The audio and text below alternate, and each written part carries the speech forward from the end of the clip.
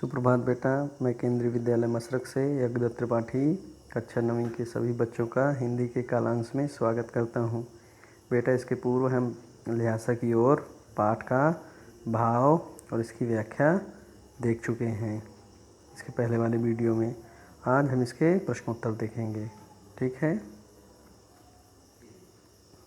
लिहाजा की ओर राहुल सांकृत्यायन जी का ये एक यात्रा वृत्तांत है। इससे आपको तिब्बत और उसके आसपास के क्षेत्रों के विषय में एक विस्तृत जानकारी प्राप्त हुई होगी। आशा है आपको आनंद आया होगा पाठ को पढ़कर। इसके प्रश्नोत्तर देख लेते हैं। ठीक है। पहला प्रश्न है, थोंगला के पहले के आखिरी गांव पहुंचने पर भिखमंगे के वेश में होने के बावजूद लेखक को ठहरने के लिए उचित स्थान मिला, जबकि दूसरी यात्रा के समय भद्र वेश भी उन्हें उचित स्थान नहीं दिला सका। क्यों?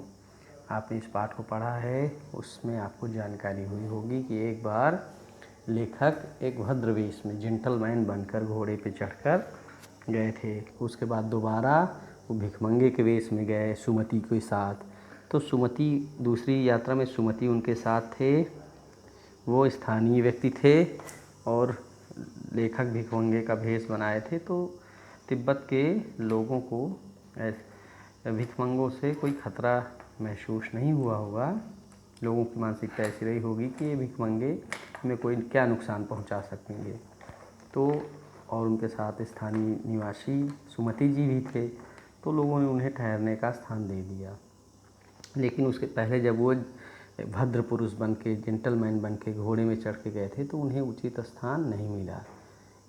आपने ये पाठ पढ़ा तो उसमें लेखक ने बताया था कि शाम के समय वो पहुँचे थे और शाम के समय जो है तिब्बत के गांव के अधिकांश लोग छंग, एक तरह की स्थानीय शराब थी, उसको पी के एकदम मस्त हो जाते हैं। तो इस लोगों ने छंग पी रखी थी और इस कारण से भी शायद जो है लेखक को रुकने का स्थान नहीं दिया। छंग पीकर मस्त थे, उन्हें होश ही नहीं था, होशो हवास में नहीं थे।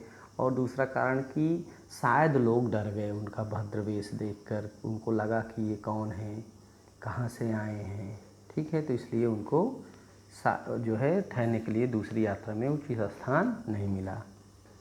दूसरा प्रश्न देखेंगे, उस समय के तिब्बत में हथियार का कानून न रहने के कारण यात्रियों को किस प्रकार का भय बना रहता था। आपने पढ़ा पाठ, उसमें आपने देखा कि लोग जो है उस समय तिब्बत में हथियार का कानून नहीं था। लोग बंदूक और पिस्तौल को जो है लाठी की तरह हाथ में लिए घूमते रहते थे। ठीक है। और क्या होता था कि डाकुओं का भी भय रहता था।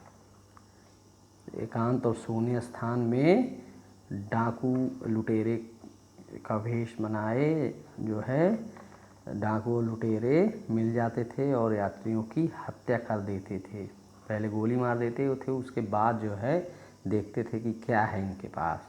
तो इस तरह यात्रियों को अपने माल और अपनी जान दोनों का भय बना रहता था। ठीक है। अच्छा, लेखक लंकोर के मार्ग में अपने साथियों से किस प्रकार पिछड़ गया था। लेखक लंकोर जब जा रहे थे तो उन्होंने एक जो है खच्चर किया घोड़ा। उनका घोड़ा क्या था, कुछ धीमा चलने लगा था और जो उनके साथी थे सुमति गाइड उनके, वो लोग जो है आगे आगे निकल गए। घोड़ा उनका धीरे हो गया, धीरे धीरे पिछड़ता गया और एक जगह दो रास्ते थे और लेखक ने गलत रास्ता चुन लिया और 2-3 किलोमीटर आगे निकल गए। और जब फिर पता चला कि ये तो गलत रास्ता है तो फिर लौट के आए और फिर जो है सही रास्ते चले। इस प्रकार जो है अपने उस साथियों से पिछड़ गए। ठीक है। अगला है, लेखक ने सेकर बिहार में सुमति को उनके यजमानों के पास जाने से रोका, परंतु दूसरी बार रोकने का प्रयास क्यों नहीं किया। आपने पाठ पढ़ा है, देखा है कि जब सुमति जाने वाले थे अपने यजमानों के पास तो लेखक ने उनको मना कर दिया था। क्यों? सुमति रास्ते के आसपास के गांव में गंडे ताबीज़ बांटते घूमते थे और कई दिन लगा देते थे, अपने यजमानों के यहाँ रुकते थे, कई लोगों के यहाँ रुक जाते थे। इस तरह इससे लेखक ने उन्हें केवल पड़ाव के गांव में गंडे बांटने और यजमानों के पास न जाने के लिए कहा। पर शेखर विहार के एक मंदिर में उन्हें 103 भारी भरकम हस्तलिखित पोथियाँ मिल गईं।